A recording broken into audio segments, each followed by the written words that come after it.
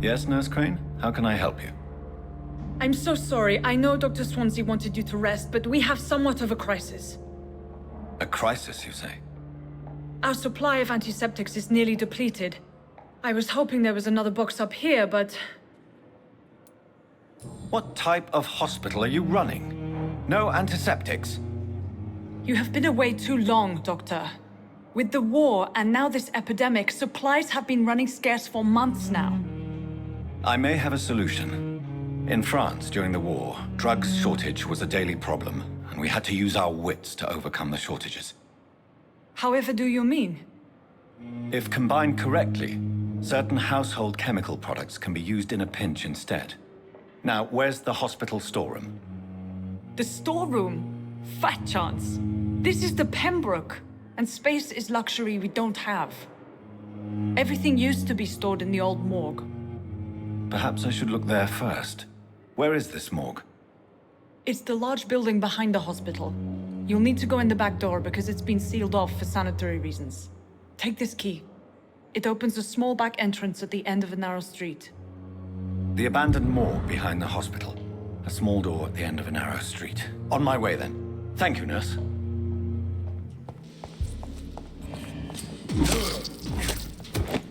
Behavior is similar to the infected William Bishop.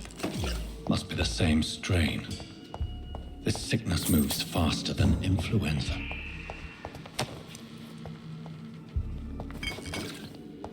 Balls of Mars, fortifiers. As popular as they are ineffective. But they do contain iron tartrate, and that might prove itself useful. These skulls feed from corpses and the husks of animals. They're not after blood.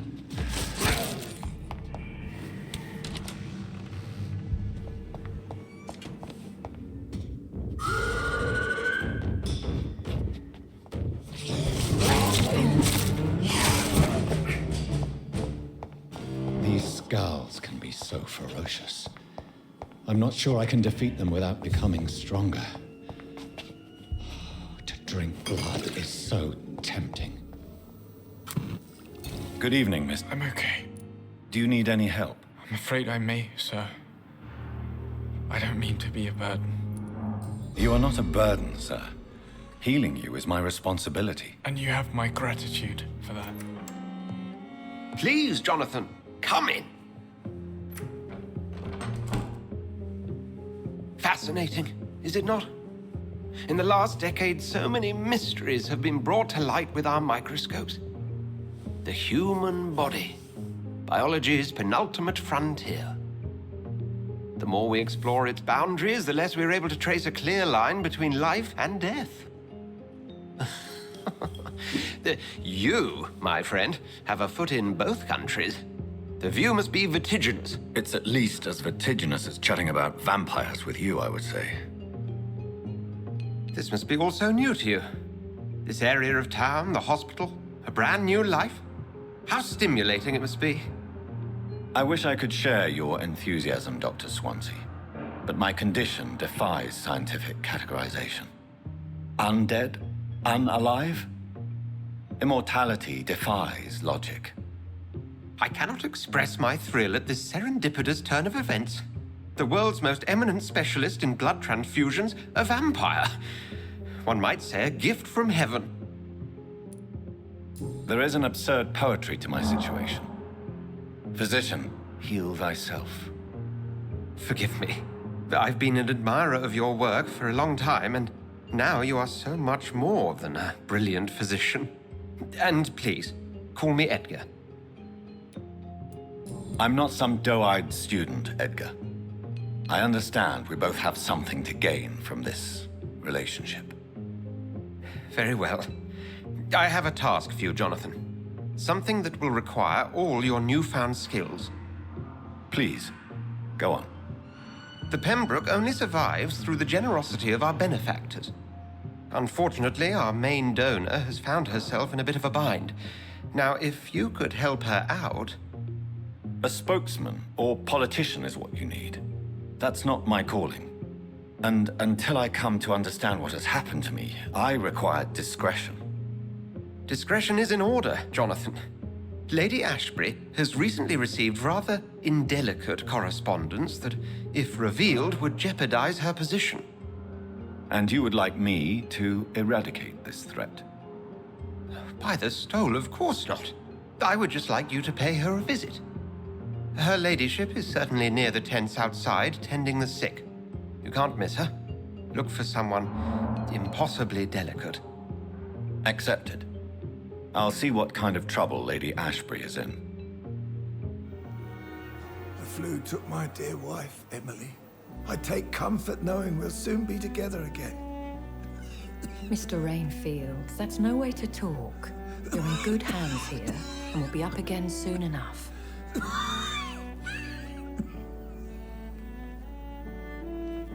Now do me a kindness and get some sleep. I'll be back round later. Your words are kind, the blessings of an angel.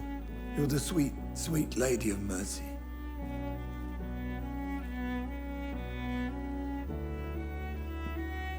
Good evening, Dr. Reed. It's a pleasure to see you again. You seem surprised. Dr. Swansea has brought me up to speed concerning your recent appointment to Pembroke Hospital. You're a the lady who saved me that night, before vanishing into thin air.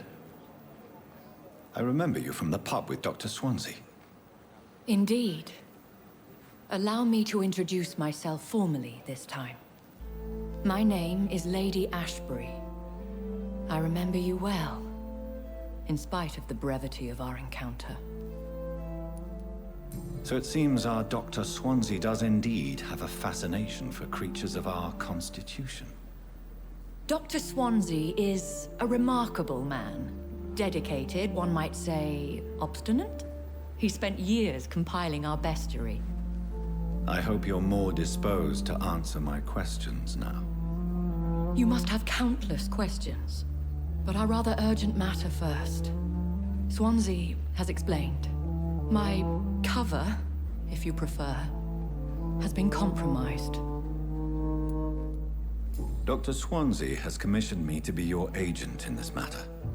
You could start by explaining what's amiss. These past insufferable weeks, I've been the victim of extortion. I've made a first payment, but the blackmailer grows greedy. I must refuse his most recent demands. Please continue. Every detail is essential. I'm your man. My embarrassment in this matter is eclipsed only by my shame at having put the hospital at risk. The threat from our anonymous scoundrel is clear. A list of dates. My visits coinciding with the dates of suspicious patient deaths due to massive blood loss. I'll take care of it. Do you know where I should start? If that was the case, I'd settle the matter myself. You could talk to our local gossip, Harriet Jones. Not a pin drops here without her hearing about it. I'll meet that woman now. My life, as others know, is in your hands, Dr. Reed. I'm sure of your discretion, but I do fear your powers of persuasion will be put to the test. When this is resolved, I'll be your obligé. I'll answer all questions in regards of your condition. What is this? Who are you? Get out of my room. There's no need for alarm, madam. I'm Dr. Reed, the new surgeon. Preposterous. Dr. Reed, you say?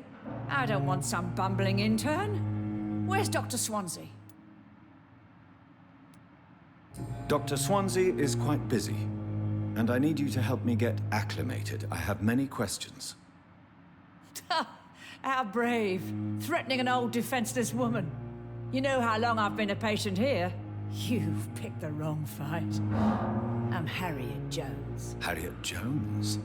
Indeed. I've been meaning to have a chat with you. You know what goes on here better than any other patient, I gather. Oh, better than any patient, nurse, or doctor. I've seen so many vile undertakings. I heard there have been some despicable goings-on. Was there a case of blackmail? Blackmail? Wait. You're investigating something. This isn't a social call. One of those incompetent cunts slit a poor sod's vein. I assure you, madam, this is not an investigation into a possible medical error. Debauchery, then? Nurses Crane, Hawkins, Brannigans, whores, all of them. They can't keep their legs shut. I've seen them scratching slutty sores. Really? Well, if you have irrefutable proof, I'll not have the staff behaving in such a manner here. This is your business, Doctor, not mine. But I swear one of the nurses is cavorting with some man on hospital hours. Thank you for your time, Miss Jones. You've given me something to go on. See you on the next round. You're sure you don't come back with me? Nah, I have to see someone at the hospital. Be careful. You look so bad they may keep you as a patient. Fuck 'em. I don't like hospitals, or doctors. Well then, when you go back to Whitechapel, you may find this useful. What is it?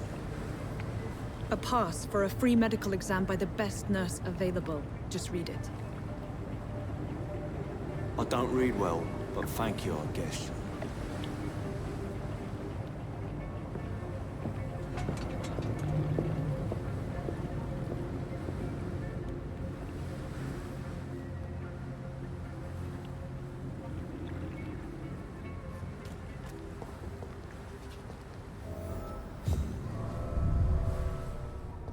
This man has been savagely attacked and dragged to the floor.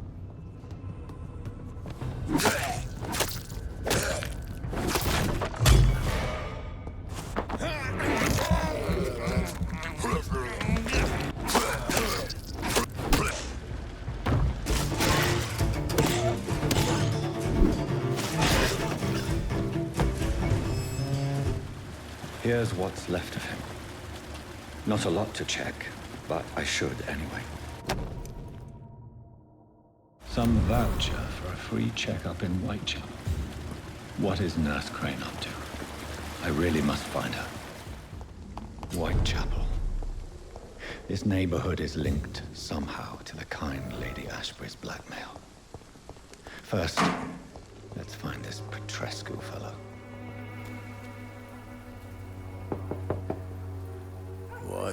What do you want? Leave me alone. Good evening, sir. I'm Dr. Reed. I'm looking for Nurse Dorothy Crane. There is no Dorothy Crane here.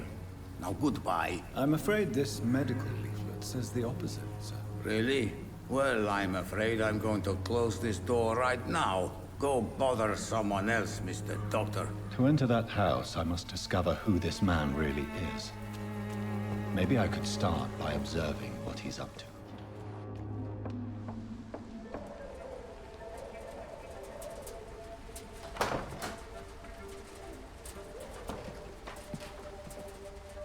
A strange man was at the door with a pass for our medical facility. I refused him entry. Darius, how could you know he didn't need our help? His clothes were too finely tailored to be from Whitechapel. Perhaps just a friend of that stray poet who is always about. Richard Nithercott? No, not of the same cloth, this man. I suspect some machination from that journalist. Clayton Darby. Is he still asking questions? Yes. I saw him drifting around St. Mary's Church. I swear he is tracking me just downwind.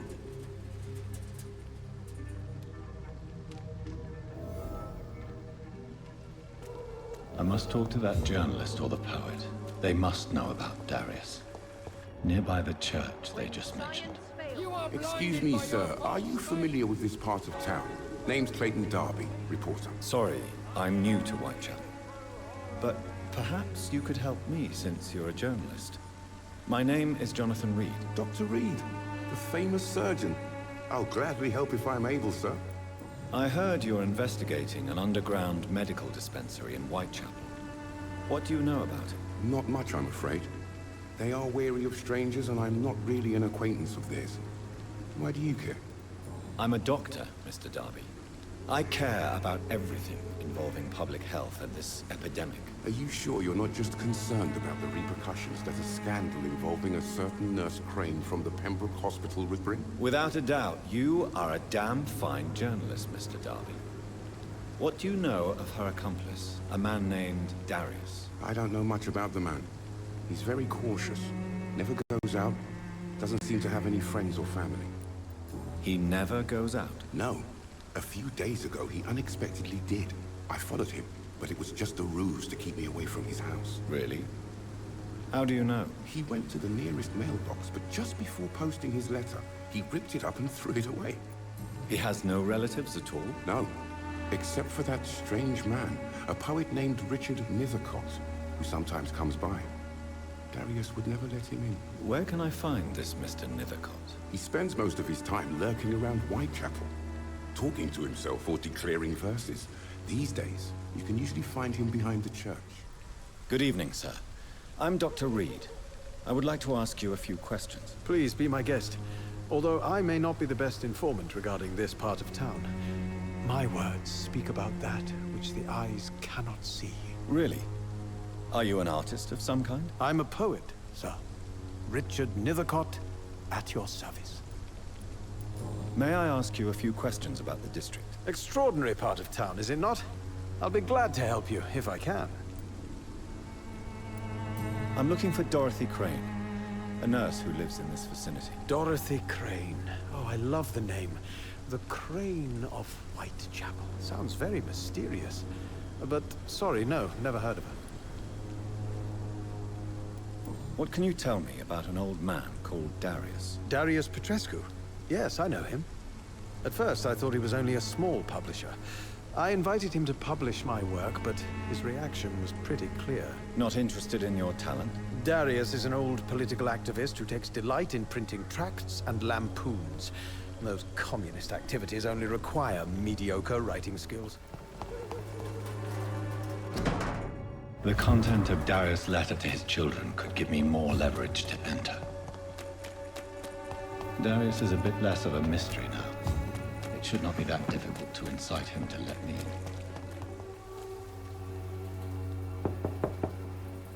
in. Mr. Petrescu, just 1 minute, please. You again. Go away. Sir, wait.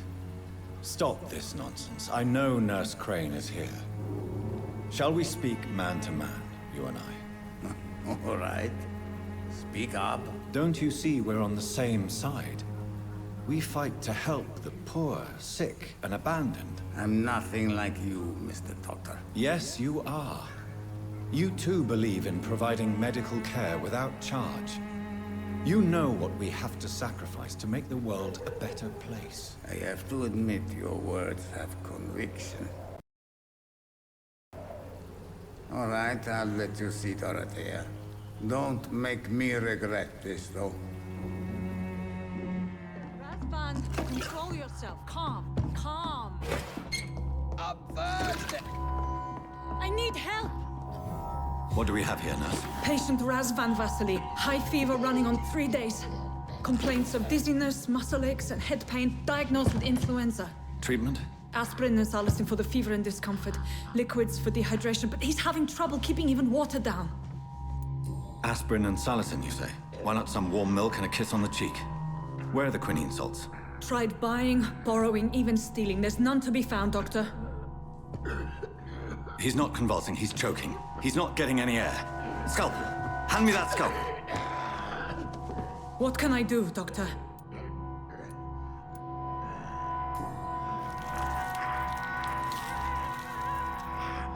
I need to perform a tracheostomy. Short pipe. That rubber tube will do. We're going to cut a passage for air through the neck. Yes, Doctor. He's breathing again, but he's coughing up blood. Internal hemorrhaging. I need to make another incision into the chest cavity to drain the fluids from the lung. Prepare another tube. A thoracostomy? Doctor, we've nothing to fight the infection. We need an aseptic environment. Don't question me, nurse. I need a drain. Now. Yes, Doctor.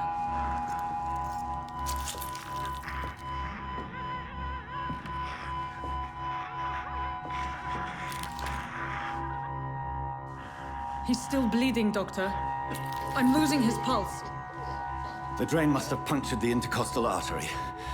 There's too much blood. Are you all right, Doctor? I can't see.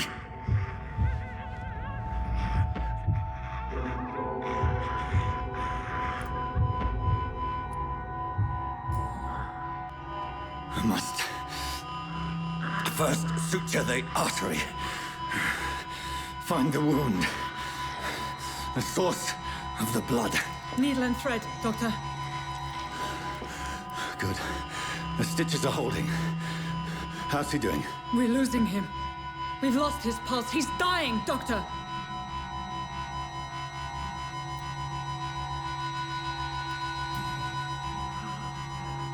A dose of epinephrine, now. Yes, Doctor.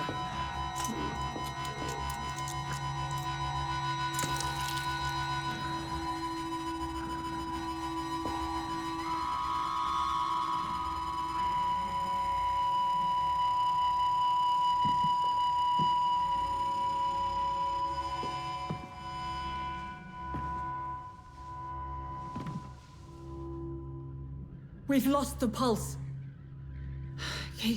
He's gone, Doctor. Nurse, we did everything we could. Truly? Everything you could. Is that how you'll report this in your log? Is this how the war went? Piling up one poor corpse beside the next? This was not an influenza-induced seizure. I've never seen symptoms like these on the continent. Neither have I. But the previous symptoms leading up to this attack were the same, indistinguishable from the epidemic. No.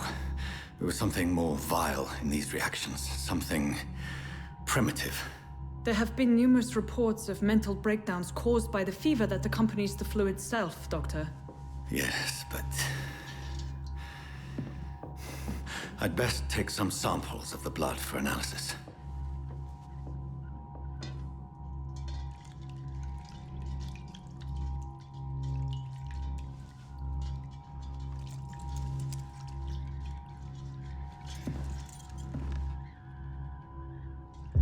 I doubt you're here to test my bedside manners. I suspect it was more than intuition alone that led you to us. So, how might I be of service, Dr. Reed? I've come to put an end to this insufferable blackmailing, Dorothy. Doctor, you think your warnings scare me? I've stolen and plied, blackmailed and lied, but what else am I to do? I'm all these people have. You've convinced me of the sincerity of your actions and their noble justifications. But all the same, blackmail is a crime, and it will stop, Nurse Crane. So, are you going to turn me over to the authorities? Nurse Crane, there is no question that the work you've done here is extraordinary, but this dispensary is incapable of coping with the outbreak.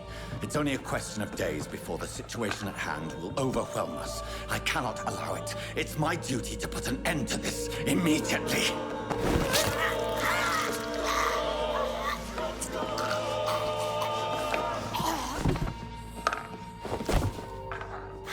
I'm not ashamed. I did what was right. For in the end, I saved lives and you took them. But we had so much in common, Doctor. Don't you see that?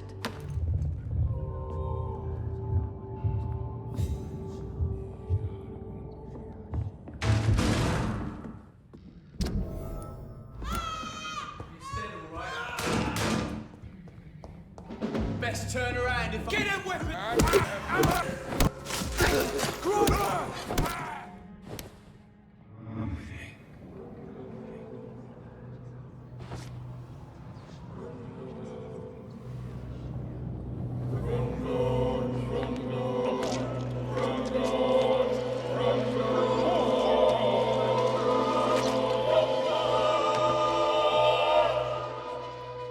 Who will assist Dorothea helping our comrades now that I die?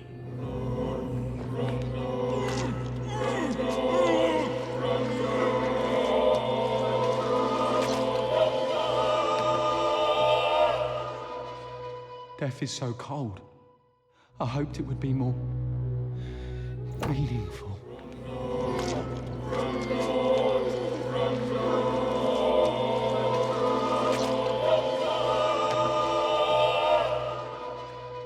I'm not afraid anymore. I died in this trench a long time ago.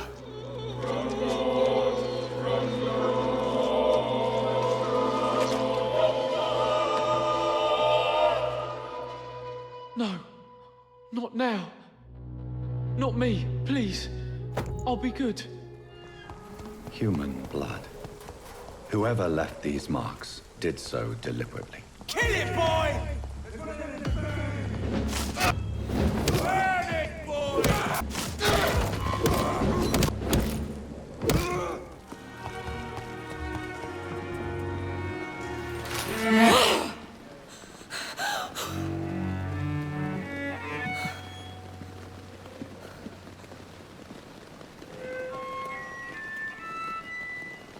I would ask you to avert your eyes, sir.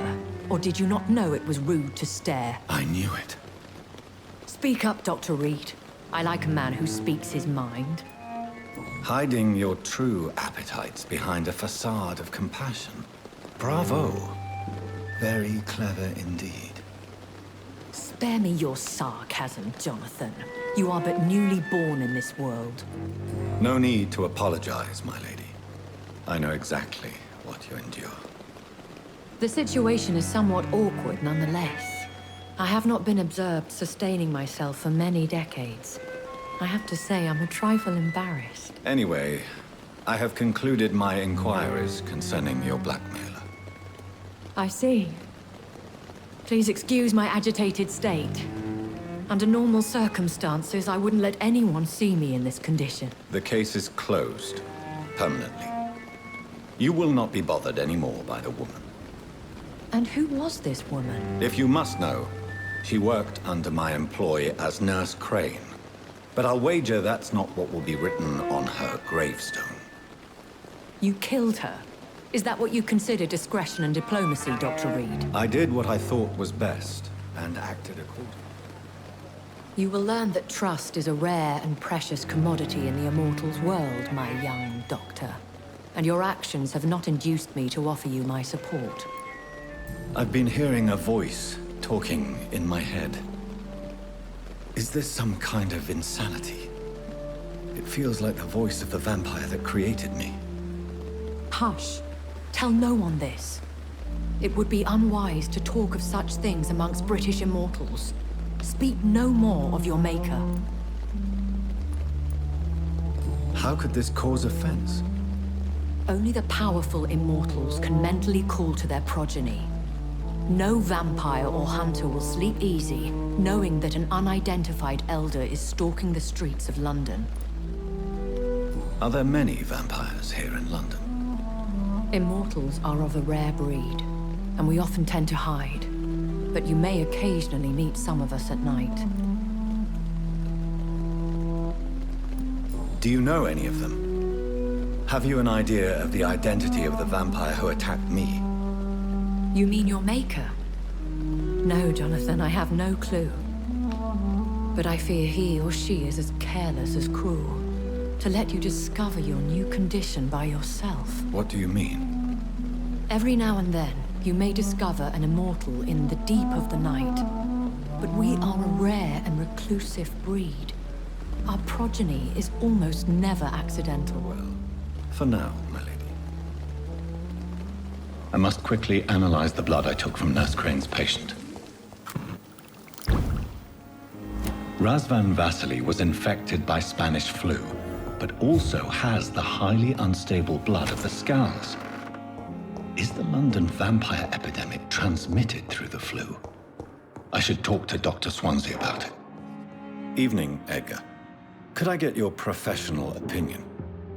Please speak, but I have something important to tell you. This strain of flu, it's very different from the one I saw in Europe. It's downright peculiar. Really? What makes you say that? I've just looked at the blood of one of our recently deceased. I see. Do you have anything more to go on? This disease spreads and looks like the Spanish flu, but its effects differ greatly. The London strain is different from the continental one. This is very interesting. Did you find something else? Yes. Unlike the flu, the infected begin to show an increase in outwardly aggressive behavior.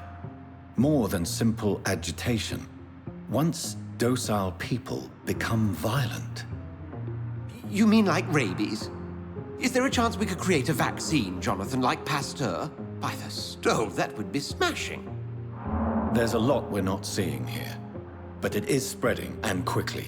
If we don't act, the whole city could be lost. But Jonathan, we've a fantastic opportunity sitting right here in front of us. A weapon of choice. What on earth do you mean? Why, you, my dear boy. With your expertise and your blood, we could isolate the properties that course through your veins. Think about the possibilities. I admit it did occur to me. Blood seems to be the common factor in all of this. I totally agree. We're in uncharted territory here. Maybe it's just wishful thinking, but imagine the possibilities. We'll discuss this more later. Thank you for your time. No, thank you, Jonathan. But as I said, I needed to talk to you. I have some rather bad news. Yes? I'm afraid it's your sister. My sister? She's to be buried this evening at Whitechapel Cemetery. Your mother published the obituary this morning. I see. I'm sorry, Jonathan. Please accept my condolences. I never thought I would have to attend my murdered sister's funeral. Mary, I can't forgive myself. I'll find the truth about what happened to us. I swear.